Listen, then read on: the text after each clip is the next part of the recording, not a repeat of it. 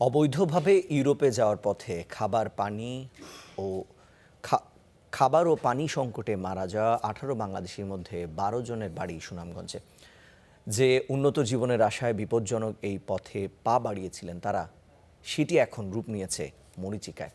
স্বজনদের আহাজারি আর চোখের নোনা জলে ভারী হয়ে উঠেছে তাদের গ্রামের পরিবেশ। ঘরের দেয়ালে ঝুলছে ছেলের ছবি, কিন্তু বাবা মার কাছে সে শুধুই স্মৃতি। সুনামগঞ্জের জগন্নাথপুরের যুবক নাইম ইসলাম উন্নত জীবনের খোঁজে ইউরোপে ঢুকতে গত ডিসেম্বরে যান লিবিয়া।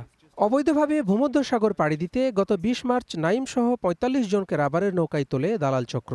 পরিবারের সঙ্গে তার সর্বশেষ কথা হয় ২১ মার্চ। ২৮ মার্চ বিকেলে খবর আসে খাবার পানি ছাড়া টানা সপ্তাহখানেক সাগরে ভেসে মৃত্যু হয়েছে নাইমের। সাগরের পানি খাইছে, এরপরে মারা গেছে। এবারে লাশ রাখা যান না, পানি পালাইছে।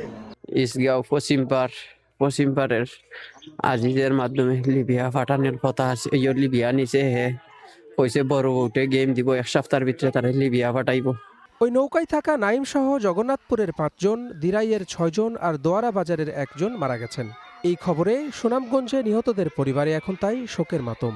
জালালের চক্করে পইরা আমার ছেলেরে নিছে, বড় প্রলোভন দিয়া দিয়েছে যে আজ তুমি আসার পরেই আমরা সপ্তাহের ভিতরে তোমরা গেম দিব। লিবিয়া থেকে একটা গেম হয়েছে ২১ তারিখ রাত্রে গ্রিসের ৪৫ জনের মাঝে ১৮ জন মানুষ মারা গেছে।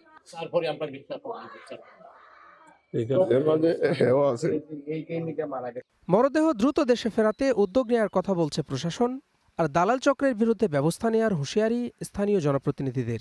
মন্ত্রী সহ কর্মকর্তাবৃন্দ যারা রয়েছেন, আমি তাদের কাছে দাবি জানাবো, আপনারা অচিরেই এই দালালদেরকে খুঁজে বের করে ওদেরকে আইনের আওতায় আনেন, ওদেরকে শাস্তি দেওয়ার ব্যবস্থা করেন।